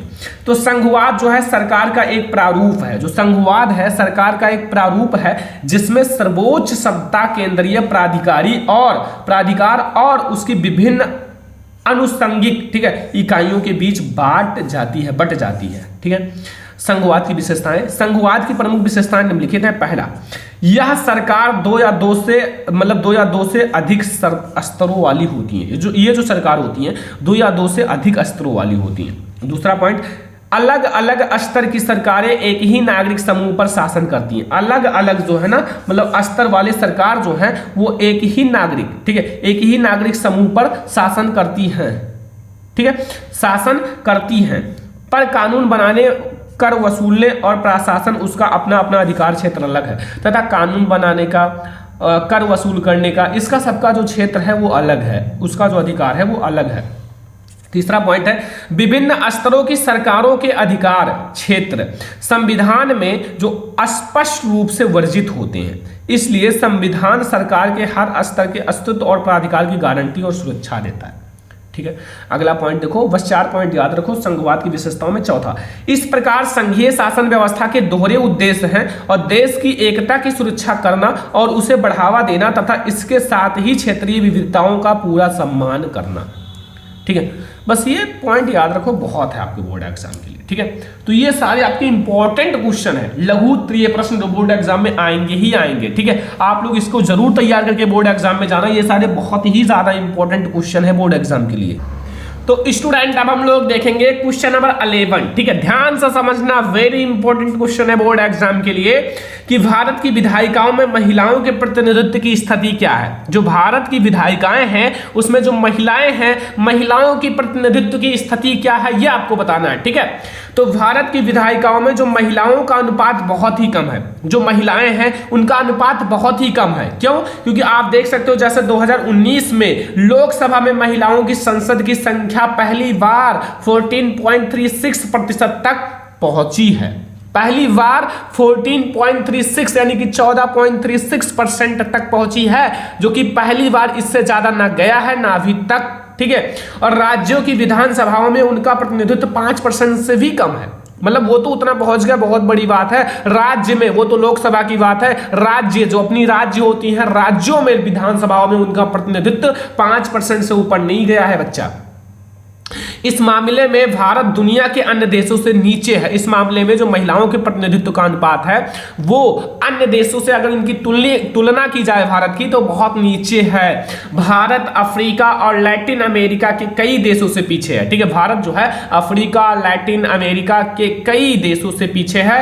और कभी कभार कोई महिला प्रधानमंत्री या मुख्यमंत्री बन जाए, अगर कभी या कभी कभार कोई भी महिला है वो कभी प्रधानमंत्री या फिर मुख्यमंत्री बन जाए, तो मंत्रिमंडल में पुरुषों का ही वर्चस्व रहता है। तो जो मंत्रिमंडल होता है, जो वहां पूरा मंत्री का सभा होता है, उसमें पुरुष का ही वर्चस्व होता है, पुरुष को ही मेन माना जाता है। ठीक है, अगला मेन इंपॉर्टेंट क्वेश्चन देखो, खुली बेरोजगारी एवं प्रच्छन्न बेरोजगारी के बीच विभेद क्या है, आपको स्पष्ट करना है खुली बेरोजगारी और प्रच्छन्न बेरोजगारी के बारे में। तो सबसे पहले हम लोग समझेंगे खुली बेरोजगारी के बारे में। वह परिस्थिति जिसमें किसी देश में श्रम शक्ति तो अधिक होती है, जो श्रम शक्ति है वो बहुत अधिक होती है। ठीक है, मतलब श्रमिक बहुत ज्यादा है, किंतु औद्योगिक ढांचा छोटा है, लेकिन जो उनका काम करने का क्षेत्र है वो बहुत छोटा है। ठीक है, उसमें श्रमिक काम करने के लिए ही काम नहीं पाते, वह सारी श्रम शक्ति को नहीं खपा कर पाता, मतलब सारी अपनी जो शक्ति है, काम करने की क्षमता है, उसको खत्म नहीं कर पाते। अर्थात श्रमिक काम करना चाहता है किंतु काम नहीं मिलता। इसमें क्या होता है, श्रमिक जो है वो काम करना चाहता है लेकिन काम नहीं मिलता है। ठीक है, अब प्रच्छन्न बेरोजगारी के बारे में समझ लो बच्चों, वह परिस्थिति जिसमें व्यक्ति काम करने में लगे हुए दिखाई देते हैं। मतलब इसमें क्या होता है कि जो व्यक्ति है वो काम करते हुए दिखाई देता है, लगता है कि काम में लगे हैं, और किंतु वास्तव में वो बेरोजगार है। किंतु अगर वास्तव में देखा जाए बच्चों, तो वो क्या है, बेरोजगार है। जैसे आप समझो, जो काम 5 लोग कर सकते हैं वही काम 8 लोग कर रहे हैं। मतलब एक छोटा सा ढांचा है, एक छोटा सा खेत है, उसमें 5 लोग वो काम कर सकते हैं, उसी में 8 लोग लगे हैं, 8 लोग उसी काम को कर रहे हैं। ऐसे में 3 अतिरिक्त व्यक्ति जो काम में लगे हैं उनका कोई काम नहीं है। ठीक है, और वो छुपे बेरोजगार हैं, वो छुपे हैं, दिखाई नहीं दे रहा है, वो तो काम में लगे दिख रहे हैं, लेकिन फिर भी वो बेरोजगार है। क्योंकि अगर 5 लोग उस काम को करते तो उतना ही उत्पादन होता जितना 8 लोग कर रहे हैं, क्योंकि उनमें जो है उनके काम में उत्पादन पर कोई प्रभाव नहीं पड़ता। ठीक है, ये 12 ऐसे क्वेश्चन हैं जो आपको बोर्ड एग्जाम में बिल्कुल तैयार करके ही बोर्ड एग्जाम में जाना है। ठीक है, ये सारे हमारे सामाजिक विज्ञान के बहुत ज्यादा इंपॉर्टेंट क्वेश्चन है। जितना क्वेश्चंस मैंने बताया है, आप लोग इन सारे क्वेश्चन को जरूर पढ़ के जाना बोर्ड एग्जाम में। आज का ये वीडियो पसंद आया हो, लाइक करना, शेयर करना, चैनल पर नया तो सब्सक्राइब भी कर देना। ठीक है, चलो फिर मिलते हैं नेक्स्ट इंपॉर्टेंट वीडियो में, तब तक के लिए धन्यवाद।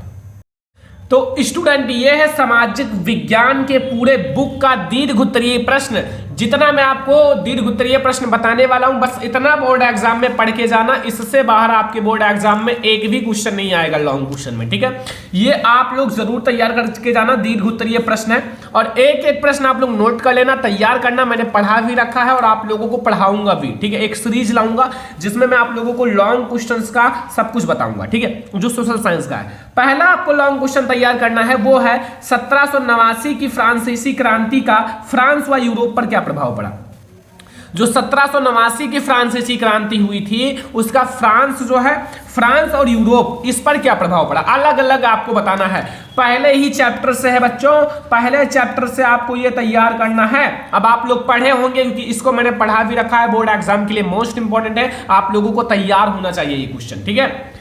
दूसरा क्वेश्चन है इटली के एकीकरण की प्रक्रिया का वर्णन कीजिए। जो इटली का एकीकरण हुआ था उसकी प्रक्रिया का आपको अच्छे से वर्णन करना है।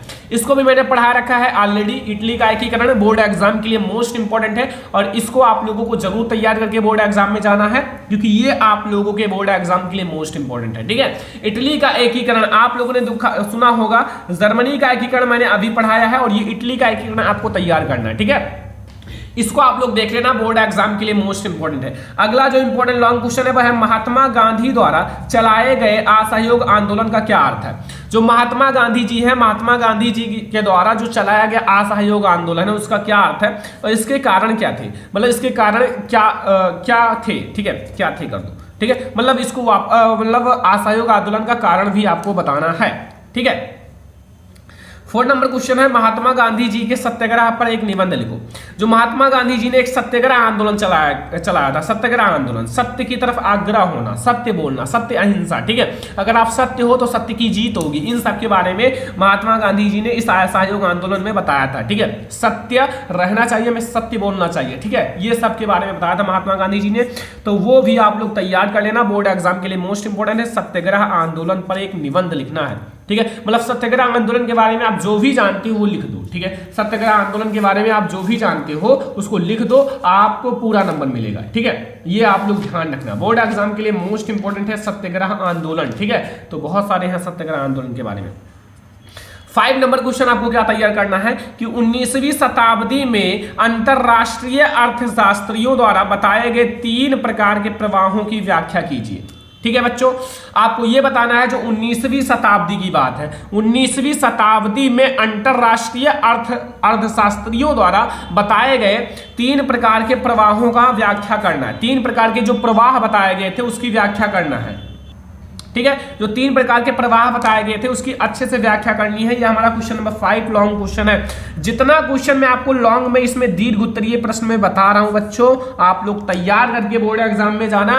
ये सारे लॉन्ग क्वेश्चन जो हैं वो बहुत ज्यादा इंपॉर्टेंट है, बोर्ड एग्जाम के लिए वेरी इंपॉर्टेंट है, पूरे बुक का है, ठीक है, लॉन्ग क्वेश्चन। 6 नंबर है प्रथम विश्व युद्ध के विश्व पर पड़ने वाले प्रभावों का वर्णन करो। जो प्रथम विश्व युद्ध हुआ था उसका विश्व पर क्या प्रभाव पड़ा था उसके बारे में बताना है, वेरी इंपॉर्टेंट है, ठीक है। प्रथम विश्व युद्ध जो हुआ था उसका विश्व पर पड़ने वाले प्रभावों का वर्णन करना है, ठीक है। जैसे कोई भी विश्व युद्ध होता है तो बहुत ज्यादा प्रभाव पड़ता है। प्रथम विश्व युद्ध बहुत ज्यादा खतरनाक था, ठीक है। द्वितीय विश्व युद्ध भी बहुत ज्यादा खतरनाक था। तो इन सब का आपको अपने विश्व पर पड़ने वाले प्रभाव का वर्णन करना है। क्वेश्चन नंबर 7 है कि भारत में पाई जाने वाली विभिन्न प्रकार की मृदाओं का वर्णन करो। जो भारत में पाई जाने वाली विभिन्न प्रकार की मृदाएं हैं उनका वर्णन करना है, ठीक है। तो भारत में बहुत सारी प्रकार की मृदाएं पाई जाती हैं, ठीक है। जैसे आप लोगों को बताया जाए, जैसे बच्चों जलोढ़ मृदा सभी को पता होगा, जलोढ़ मृदा, कुछ मृदाएं मैं आपको बता देता हूं जो तैयार करना है, ठीक है। एंड आप लोगों का काली मृदा, काली मृदा, लाल मृदा, बहुत सारे हैं, ठीक है। लेटराइट मृदा 4 नंबर, 5 नंबर है हमारा स्थलीय मृदा, ठीक है। एंड 1 मृदा, बहुत सारे हैं। अब जो बोर्ड एग्जाम के लिए मोस्ट इंपॉर्टेंट है वो है काली मृदा, बोर्ड एग्जाम के लिए वेरी इंपॉर्टेंट है। और जलोढ़ मृदा भी बहुत ज्यादा इंपॉर्टेंट है। काली मृदा, जलोढ़ मृदा बोर्ड एग्जाम में आ जाता है, ठीक है। अलग से भी, जैसे अलग से आ जाए कि काली मृदा, जैसे आपका होता है ना कि काली मृदा, जैसे काली मृदा में सबसे अच्छा कौन सा फसल उगाया जा सकता है, काली मृदा का मेन जो फसल है वो कौन सा है, तो कपास की है ना, क्योंकि कपास की खेती काली मृदा के लिए सबसे ज्यादा इंपॉर्टेंट होती है। तो वही सारा क्वेश्चन, तो ये है भारत में पाई जाने वाली विभिन्न प्रकार की मृदाओं के बारे में आप लोगों को बताना था और आई होप कि आप लोगों को समझ में भी आ गया होगा, ठीक है। क्वेश्चन नंबर 8 है कि बहुउद्देशीय नदी घाटी परियोजना से होने वाले लाभों का वर्णन करो। जो बहुउद्देशीय नदी घाटी परियोजना है इससे होने वाले लाभ का वर्णन करना है। तो बच्चों बहुत सारे लाभ हैं, जैसे जो बहुमुखी परियोजना से बाढ़ रोकने में सहायता, ठीक है, बाढ़ रोकने में सहायता मिलती है बच्चों। जैसे बहुत ज्यादा अगर पानी आ जाए तो उसी नदी में रह जाएगा, जब बहुत ज्यादा पानी होगा तभी बाहर निकलेगा, ठीक है। एंड बहुउद्देशीय नदी घाटी परियोजना बहुत ज्यादा अच्छा है, मतलब लाभ बहुत सारे हैं, ठीक है, और हानि भी कुछ है। लेकिन लाभ भी है। ठीक है, तो बहुउद्देशीय नदी घाटी परियोजना का आपको लाभ के बारे में केवल बताना है। जब लाभ पूछे तो आपको लाभ के बारे में बताना है। ठीक है, ये हमारा क्वेश्चन नंबर 8 है बच्चों। कौन सा है? क्वेश्चन नंबर 8, जो आपको तैयार करके ही बोर्ड एग्जाम में जाना है। ये हमारा क्वेश्चन नंबर 8 है। क्वेश्चन नंबर 9 समझो। क्वेश्चन नंबर 9 में क्या पूछ रहा है वो देखो। ठीक है, भारतीय कृषि पर वैश्वीकरण के प्रभाव पर टिप्पणी लिखिए। जो भारतीय कृषि है, भारतीय कृषि पर वैश्वीकरण का क्या प्रभाव है? ठीक है, जो वैश्वीकरण है, वैश्वीकरण के प्रभाव पर आपको टिप्पणी लिखना है। तो वैश्वीकरण का प्रभाव क्या है बच्चों? सबसे पहले आपको समझना है वैश्वीकरण क्या है। तो वैश्वीकरण क्या है बच्चों? अरे वैश्वीकरण वही है कि विश्व के अनेक देश, जैसे अनेक देश हैं, उनकी आर्थिक, राजनीतिक, सांस्कृतिक क्षेत्र को एक दूसरे के निकट आ जाना। ठीक है, जैसे वैश्वीकरण का मतलब है एक दूसरे को ज्वाइंट होना, एक दूसरे की अर्थव्यवस्था को ज्वाइंट होना। ठीक है, तो अब जैसे इनकी बहुत सारी विशेषताएं हैं बच्चों, बहुत सारी आप लोगों को विशेषताएं या फिर प्रभाव पड़े। जैसे भारत दूसरे देश को अन्न का निर्यात कर अपनी जरूरत का अन्य सामान खरीदने लगा, ये वैश्वीकरण के द्वारा। जैसे देखो, समझो मैं क्या कह रहा हूँ। जैसे भारत को जिस चीज की जरूरत है, जैसे देश में बहुत ज्यादा है गेहूं, ठीक है, तो गेहूं को दूसरे देश में भेज दिया और दूसरे देश से जिस चीज की जरूरत है उसको मंगा लिया, पैसे नहीं लगेंगे क्योंकि इस चीज को वहां भेज दिया, उनको जरूरत थी और उस चीज को वहां से मंगा लिया। ये वैश्वीकरण के द्वारा हुआ। ठीक है, ऐसे समझो, चीजों को अपने लैंग्वेज में बनाओ तो आपको ज्यादा समझ में आ जाएगा। अपने अपने अकॉर्डिंग बनाओ तो वो चीज बहुत ज्यादा समझ में आएगा। अब आप उसको रटोगे, बार बार उसको देखोगे तो फिर नहीं समझ में आएगा। रटने से कहां आपको ज्यादा समझ में आएगा। ठीक है, क्वेश्चन नंबर 10 देखो। और हाँ, अगर आपको नहीं याद होता तो लिख लिख कर याद करो। लॉन्ग भी क्वेश्चन मैं जब पढ़ता ना था, सच में बता रहा हूं अपने दिल की बात, कि मैं आपको लिख लिख कर मैं लॉन्ग भी क्वेश्चन सोशल साइंस का याद करता था। मैंने एक रफ लिया था, उतने पैसे नहीं थे तो रफ लिया था और रफ में मैं लिख रहा था। ठीक है, क्योंकि वो मोटी होती हैं और उसमें मैं बहुत सारे क्वेश्चन लिख सकता था। ठीक है, तो उसमें मैंने लिख लिख कर याद किया था लॉन्ग क्वेश्चन को, ताकि हमें याद रहे और हम उसको भूले ना। ये इतना मेहनत। ठीक है, तो आप भी मेहनत करोगे तो चीजें बहुत ज्यादा आसान है जिंदगी में। ठीक है, भारत में पाई जाने वाली मुख्य फसलों का एक लेख लिखिए। जो भारत में पाई जाने वाली मुख्य फसलें हैं उनका एक लेख लिखना है, मतलब अच्छे से डिटेल में आपको बताना है भारत में पाई जाने वाली फसलें। 11 नंबर है, ऊर्जा के गैर परंपरागत स्रोत का विस्तार पूर्वक वर्णन करो। जो ऊर्जा के गैर परंपरागत स्रोत हैं उनका आपको विस्तार पूर्वक वर्णन करना है, अच्छे से बताना है। जो ऊर्जा के गैर परंपरागत स्रोत हैं, ठीक है, परंपरागत भी होते हैं, गैर परंपरागत भी होती हैं, अलग अलग होते हैं। ठीक है, तो आपको गैर परंपरागत के बारे में अच्छे से आपको बताना है, इनके जो स्रोत हैं उनके बारे में बताना है। ठीक है, जो ऊर्जा के गैर परंपरागत स्रोत हैं उनके बारे में आपको अच्छे से डिटरमाइन करना है। जैसे गैर परंपरागत में क्या होते हैं, आप लोग कभी सोचे हो? सौर ऊर्जा, ठीक है, गैर परंपरागत में, ठीक है, सौर ऊर्जा एंड पवन ऊर्जा, ठीक है, ज्वारीय ऊर्जा, बायोगैस, भूतापीय ऊर्जा, ये सब क्या है? ये सब हमारे गैर परंपरागत ऊर्जा स्रोत है। तो फिर ऑब्जेक्टिव में भी आता है सौर ऊर्जा गैर परंपरागत है या नहीं है, तो वो सब तो आपको देखना पड़ेगा। ये हमारा 11 नंबर क्वेश्चन है। 12 नंबर है, परिवहन तथा संचार के साधन किसी देश के जीवन रेखा की अर्थव्यवस्था क्यों कहे जाते हैं? परिवहन तथा संचार का साधन, देखो परिवहन बहुत ज्यादा इंपॉर्टेंट है। अगर देश में अच्छे से रहना है, ठीक है, अपनी चीजों को एक स्थान से दूसरे स्थान पर ले जाना है तो परिवहन इंपॉर्टेंट है। संचार भी बहुत ज्यादा इंपॉर्टेंट है। संचार के द्वारा हम देश के जो विभिन्न घटनाएं हैं उनको जान पाते हैं। तो ये एक जीवन की अर्थव्यवस्था का एक मतलब जीवन रेखा है ही, वो तो आपको समझ में आ ही रहा होगा इन चीजों से। तो ये हमारा क्वेश्चन नंबर 12 है। ठीक है, अपने लैंग्वेज में लिखना, कुछ ऐसा प्रेशर नहीं है कि आप पूरा रट लो, आप अपने लैंग्वेज में लिखना, जो समझ में आए लिख देना। लॉन्ग क्वेश्चन में जितना लिखोगे उतना अच्छा है। ठीक है, अगला देखो, क्वेश्चन नंबर 13 है, भारत में संघीय व्यवस्था की प्रमुख विशेषताओं का वर्णन करो। जो भारत में संघीय व्यवस्था है, संघीय व्यवस्था का आप लोगों को वर्णन करना है। ठीक है, भारत में जो संघीय व्यवस्था पाई जाती है उनकी आप लोगों को अच्छे से वर्णन करना है। ठीक है, अगला देखो, यहां क्वेश्चन नंबर 14, बताइए कि भारत में किस तरह अभी भी जातिगत असमानताएं जारी हैं। आपको यह बताना है कि बताइए कि भारत में अभी भी, इनके कहने का मतलब आपको यह बताना है कि बताइए कि जो भारत में अभी भी जातिगत असमानताएं, मतलब जातिगत के कारण असमानताएं, जाति के कारण असमानताएं अभी भी जारी है। तो वो तो जारी है ही, आप लोग देख सकते हो। ठीक है, अपने देश को देखकर या फिर सारी चीजों को। ठीक है, तो ये आपका है क्वेश्चन नंबर 14। क्वेश्चन नंबर 15 है, लोकतंत्र किस तरह उत्तरदायी, जिम्मेवार और वैध सरकार का गठन करता है। लोकतंत्र किस तरह एक उत्तरदायी, जिम्मेवार और वैध सरकार का गठन करता है। देखो, लोकतंत्र ऐसे ही सरकार का गठन करेगा जो अच्छा हो। ठीक है, मतलब लोकतंत्र उसी सरकार का गठन करेगा जो मतलब अच्छे से अपने काम को जिम्मेदारी से समझे, ठीक है। तो वो चीज़ है, तो वो तो आपको समझ में आ ही गया होगा, कुछ आप लिख भी सकते हो अच्छे से डिटरमाइन करके। तो लोकतंत्र की आपको जो उत्तरदायी है, जिम्मेवार और वैध सरकार का गठन करता है, ठीक है। ये हमारा क्वेश्चन नंबर 15 है। क्वेश्चन नंबर 16 अब आप लोग समझो, लोकतंत्र के सम्मुख प्रमुख चुनौतियों का वर्णन करो। जो लोकतंत्र के सम्मुख प्रमुख चुनौतियां हैं, मतलब जो बहुत सारी चुनौतियां हैं उनको वर्णन करना है, ठीक है। लोकतंत्र के सम्मुख बहुत सारी चुनौतियां हैं जो उसका आप लोगों को वर्णन करना है, ठीक है। लोकतंत्र के सम्मुख जो प्रमुख चुनौतियां हैं, जैसे भाई देखो बहुत सारी चुनौतियां हैं, एक ही नहीं बहुत सारी चुनौतियां हैं, ठीक है। पूरे दुनिया में, पूरे देश में चीजों को चलाना उतना आसान नहीं होता है। अगर आप एक घर का मालिक हो ना तो बहुत ज़्यादा कष्ट होता है, वो तो पूरे देश का मालिक है, तो फिर उसमें तो भाई चीज़ों को संभालना आसान नहीं होता है, केवल कहना आसान होता है, ठीक है। क्वेश्चन नंबर 17 है, विकास मापने का यूएनडीपी का मापदंड किन पहलुओं में विश्व बैंक से अलग है। आपको यह बताना है कि विकास मापने का यूएनडीपी का मापदंड किन पहलुओं में विश्व बैंक से मापदंड से अलग है। आपको इस चीज के बारे में बताना है कि जो विकास है, विकास मापने का यूएनडीपी जो है मापदंड किन पहलुओं में विश्व बैंक मापदंड से अलग है, ठीक है। ये आपको क्वेश्चन नंबर 17 है। क्वेश्चन नंबर 18 है, संगठित और असंगठित क्षेत्रकों के रोजगार परिस्थितियों की तुलना कीजिए। जो संगठित और असंगठित क्षेत्रक हैं, जो संगठित क्षेत्रक होते हैं, एक असंगठित क्षेत्रक होते हैं, ठीक है। संगठित क्षेत्रक और असंगठित क्षेत्रक की रोजगार परिस्थितियों की तुलना कीजिए। जो रोजगार परिस्थितियां हैं उनकी तुलना करनी है हमारे जो संगठित क्षेत्रक हैं और असंगठित क्षेत्रक हैं, इन दोनों का, ठीक है। ये 18 नंबर क्वेश्चन है। 19 नंबर क्वेश्चन देखो, भारत में विदेशी व्यापार की 3 विशेषताओं की व्याख्या कीजिए। जो भारत में विदेशी व्यापार होते हैं, विदेशी व्यापार, उनकी 3 विशेषताओं की व्याख्या करनी है। जो विदेशी व्यापार, ठीक है, तो भारत में जो विदेशी व्यापार होते हैं उनकी 3 विशेषताओं की व्याख्या करनी है, ठीक है। एंड क्वेश्चन नंबर 20 है कि भारत में उपभोक्ता आंदोलन की शुरुआत किन पहलुओं से हुई। जो भारत में उपभोक्ता संरक्षण या उपभोक्ता आंदोलन की शुरुआत किन पहलुओं से हुई और इनके विकास के बारे में आपको बताना है, ठीक है।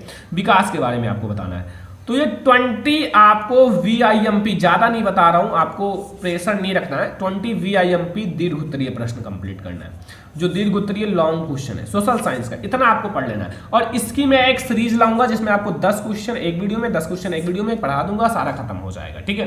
तो वो चीज आप लोग जरूर देखना। समझ में आया? तो आज की इस वीडियो में मैंने आपको सामाजिक विज्ञान के जितने भी महत्वपूर्ण बहुविकल्पीय प्रश्न हैं, ठीक है, बहुविकल्पीय प्रश्न, लघु उत्तरीय प्रश्न और दीर्घ उत्तरीय प्रश्न सारा बता दिया। अगर आप इस वीडियो में जितने प्रश्न बताए गए उसको याद कर लेते हो तो आपका बोर्ड एग्जाम में 70 नंबर लाने से कोई नहीं रोक सकता। बोर्ड एग्जाम में आप बहुत ही अच्छे मार्क्स लाओगे। ये वीडियो सबसे ज्यादा इंपॉर्टेंट है। आज की इस वीडियो को लाइक भी करना है, शेयर भी करना है। अगर चैनल पर नहीं तो सब्सक्राइब भी कर लेना। जितना क्वेश्चन पढ़ाया है उन सारे सामाजिक विज्ञान के क्वेश्चन को पढ़ लो। और इसके बाद एक वीडियो आप लोगों के लिए और आने वाला है, वो आप लोगों का आएगा मानचित्र पर। 1-2 वीडियो में लाने वाला हूं मानचित्र संबंधित प्रश्न पर, और आपका पूरा सामाजिक विज्ञान खत्म हो जाएगा। फिर इसके बाहर कुछ नहीं पढ़ना है बच्चों, ठीक है। पूरा सामाजिक विज्ञान आपका खत्म हो जाएगा। तो आज की इस वीडियो को ज्यादा से ज्यादा लाइक करना, शेयर करना। अगर चैनल पर नहीं तो सब्सक्राइब भी कर लेना, क्योंकि ये वीडियो सबसे ज्यादा इंपॉर्टेंट है। हम लोग मिलेंगे नेक्स्ट इंपॉर्टेंट वीडियो में, तब तक के लिए धन्यवाद।